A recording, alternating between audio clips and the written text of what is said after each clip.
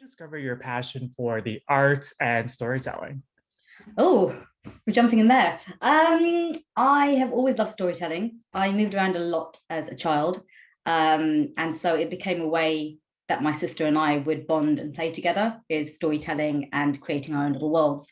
And then I think very early on, I was inspired by the Bollywood movies when I was growing up in Nepal, and then moved to the UK and was, expanded my cultural horizons, and then moved to Norway and really got into Scandinavian noir. And I think it was really Hmm. in Norway where the concept of acting, directing, and storytelling via those mediums really came about.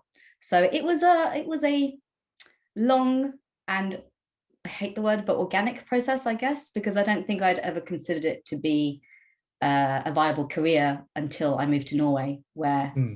I guess the way that they approach school and teaching and creativity was a little bit different from what I'd experienced in both the Nepalese and the British schools.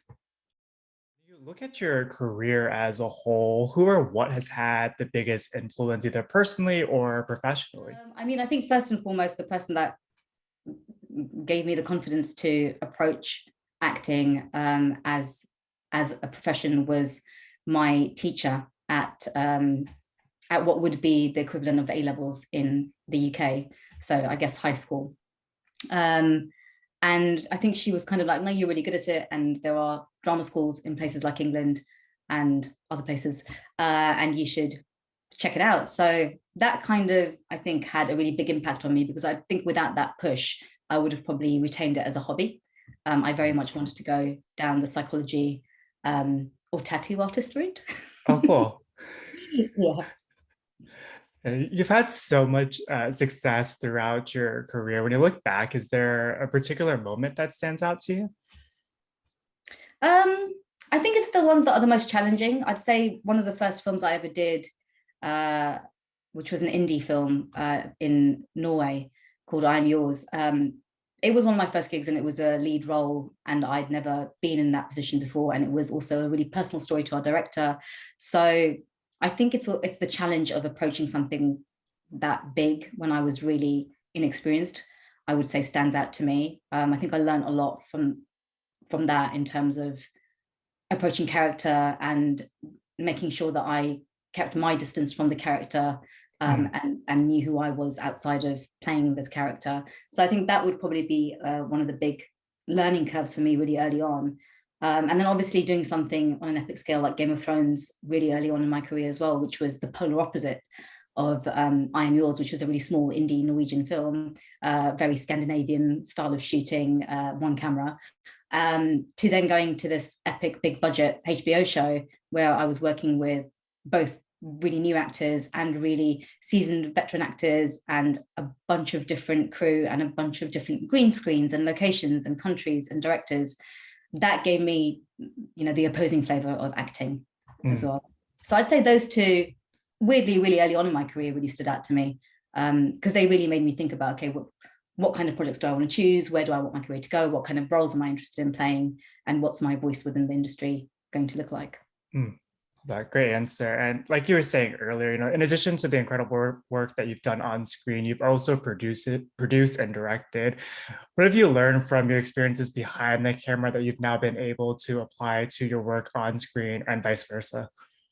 I have always been intrigued by behind the camera, and on set, I'm always hassling the crew for like, tell me what you do, give me some tips. I'm constantly asking to shadow people. So I've always been um, incredibly humbled by crew, and they're the first ones in and the last ones out, and without them nothing can function really. The amount of prep that goes on behind the camera. I mean, if you watch anything and you see the credits roll up, Yeah. you can just see the magnitude of everyone that's involved. And so I've always had an incredible respect for everyone behind the camera. um, I think when I have started directing the last couple of years, really oddly, well, two things. I've gained a lot of respect for my own profession as an actor, because I've realized it's not just sitting around having biscuits waiting for your take.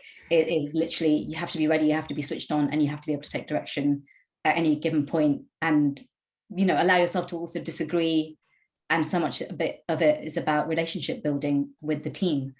And the other thing is, in a really weird way, I'm also like, wow, actors have it really easy. We just go learn our lines, do our stuff, and then we're just there and we sit and we go. Whereas everyone else is literally like 24/7 on it, on it, on it, on it, in a very different way. I think that's, so in a way, I guess my respect for both in front of the camera and behind the camera really heightened to new levels, having been both in front of it and behind it. And I think having been a bit more involved in the producing side of it on my latest short film that we're in pre-production for, it's really made me see, I guess, the minutiae of how something so small as a short film comes together. And that makes me it blows my mind what it must take to make something like a HBO show or the Stars show that, that's to come out for us. So yeah, as you can hear, it's just the world of filmmaking really excites me, and the people in it excite me.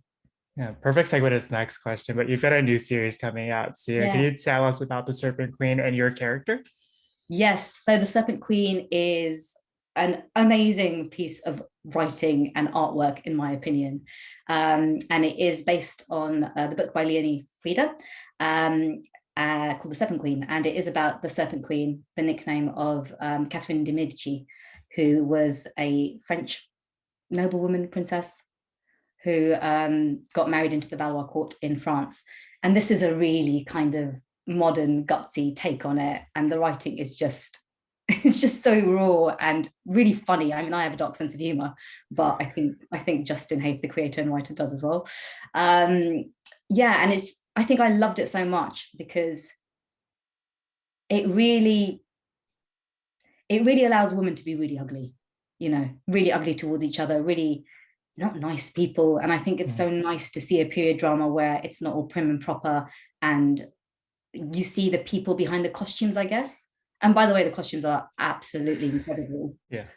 Incredible. And it was just such an amazing thing to be part of last year. I was lucky enough to be out in France most of the time, during lockdowns and stuff, and a lot of people weren't working. I was just so incredibly grateful to be part of such a brilliant team. And I have made lifelong friends there as well, which is, sometimes it happens and sometimes it doesn't, but this time it happened to a massive extent. And my role was just really fun. I play Arbis, who is part of Catherine de' Medici's entourage, and the whole story is really about her rise in the court, and how Catherine is so ruthless in the way she is towards, whether it's her entourage or her enemies or the people that are supposedly most loyal to her. She takes no prisoners and, dabbles in the dark arts. And there's all this kind of really interesting stuff getting intertwined into the probably quite political storyline, but really it's very rooted in the characters and their relationships to one another. Brought so many dynamic characters to life on the screen. What was it about this one in particular that attracted you to this project?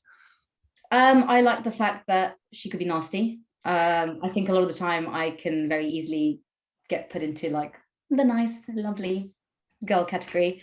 And so it was really nice to play somebody that, is kind of like a lot of the women on the show, very much about survival, is willing to do anything to make sure that no one stabs her in the back, and is quite cutthroat. I think it's also quite interesting to play a character from within the LGBTQI community within that time period. I think it's really important that's shown on screen. So I really kind of enjoyed having the space to explore that side of the world as well. And just, I think it's really interesting when you play women within these time periods.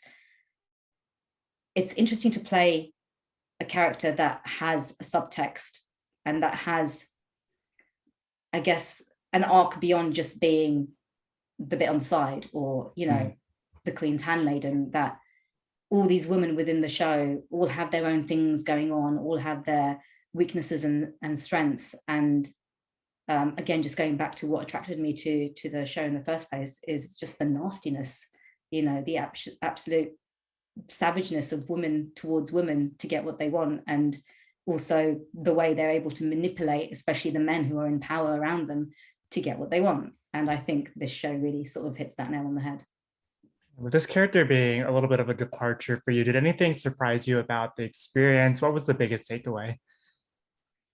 I think the biggest takeaway, which I guess, I mean, it's not a strong takeaway because I already knew it, but I suppose it's knowing that even within evil, there is always some form of good, or there is a reason to be evil, or there is a reason to be stubborn or angry, or whatever that emotion is that doesn't necessarily equate to being the nice girl character.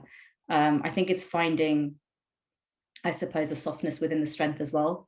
And I think sometimes I will tend to battle that. And, you know, I think a lot of us can get stuck in playing, oh, the strong woman, but actually it's finding nuances in that strength and vulnerability within that strength. And, you know, finding ways of, I guess, making it a broader palette in terms of how you approach a character and Yeah. and their vibe.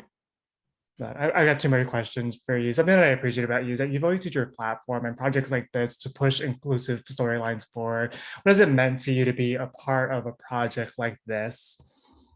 I mean, I never ever thought I'd get to be in a period drama. So I was delighted, obviously, because I got to wear amazing dresses, but also because it was a world that I never thought I would be able to be included into. And I think what's great about the industry now is that they are acknowledging that people of color were part of that world, you know, and that they did hold a space in those societies as well, and weren't just slaves or handmaidens. They were courtiers and, you know, part of an entourage or confidants and so on. So it meant a lot that that world had sort of opened up, and I think it's made me sort of think, oh, there is so much space for inclusivity in so many ways, you know, whether it is gender, sexuality, or your color. I think people are becoming much more aware that it's not even thinking outside the box, really. It's just thinking within the realms of realism, as far as I'm concerned. And there's so many different facets to your talent. As you look ahead to the next 5, 10 years, is there a dream role or story that you would love to bring to life on the screen? Oh my God. I mean,